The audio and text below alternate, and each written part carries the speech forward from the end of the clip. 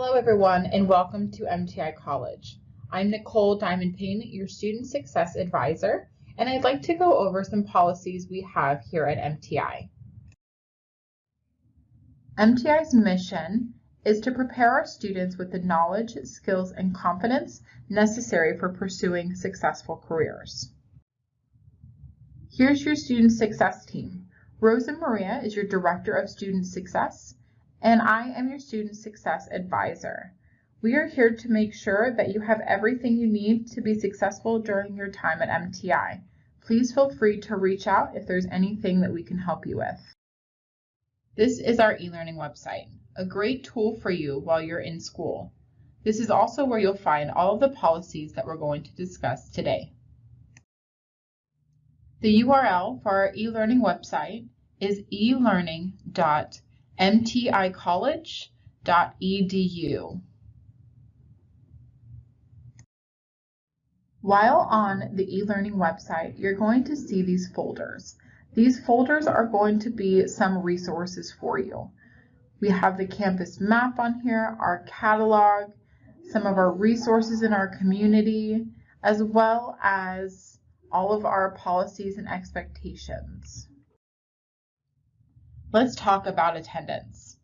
We have found that students gain a lot more out of their education and are more successful if they are in regular attendance. We require our students to maintain at least 80% attendance. Of course, 100% should be the goal, but sometimes students get sick or are unable to attend class. When this happens, be sure to contact your instructor before the class session. Just like a job, you would let your supervisor know if you were going to be out. We want you to treat this like a job. Each class you are given a syllabus. At the top of each syllabus is your instructor's email. This is how you will contact them. If you contact your instructor before class, you will not lose any professionalism points. I'll go into this in a little more detail soon.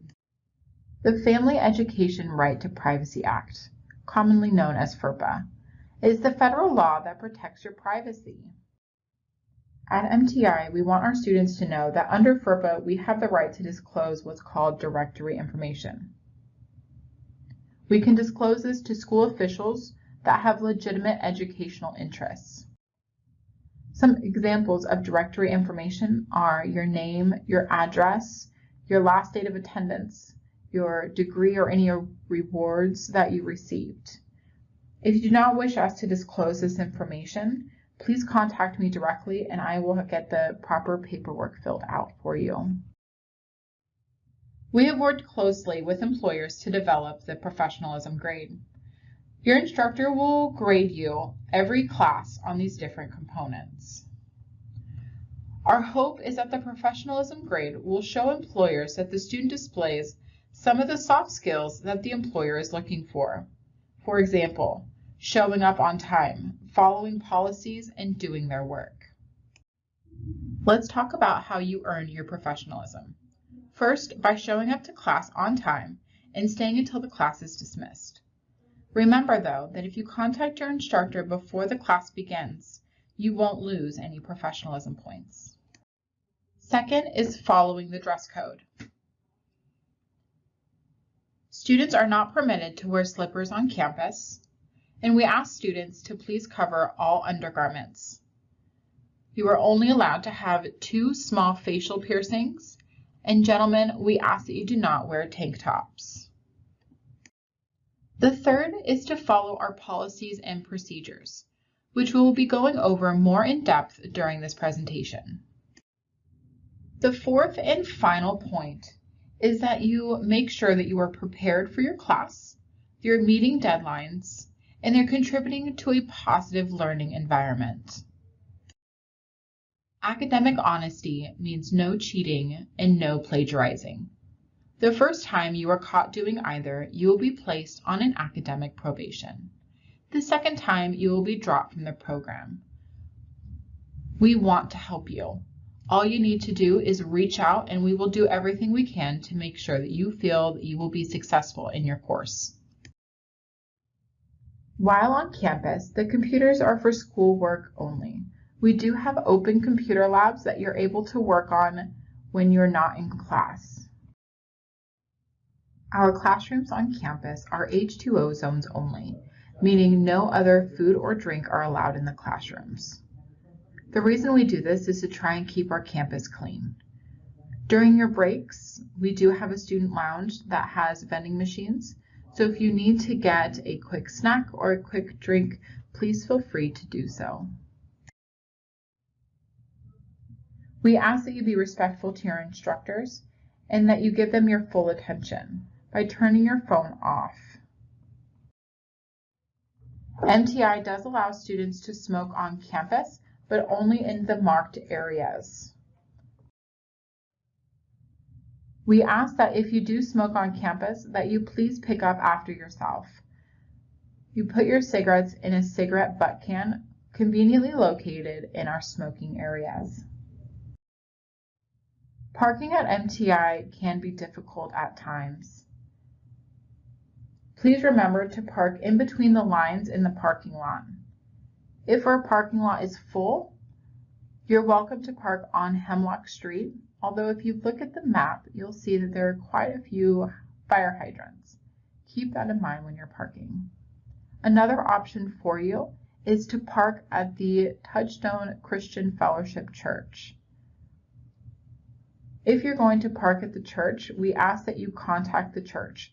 And by doing that, all you'll need to do is when you get into the parking lot, you'll see that they have double doors into the building. Ring the buzzer, they will have you sign a piece of paper, and then you'll get a pass that will last 1 year. It's a great option for you. Title IX is a law that protects people from discrimination based on sex. MTI does not tolerate any kind of discrimination. If you felt you were being discriminated or you witnessed somebody else being discriminated, we ask that you reach out to Heather Dunlap at hdunlap@mticollege.edu.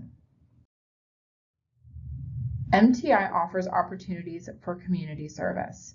We encourage you to participate so you may show a future employer that you are involved in your community.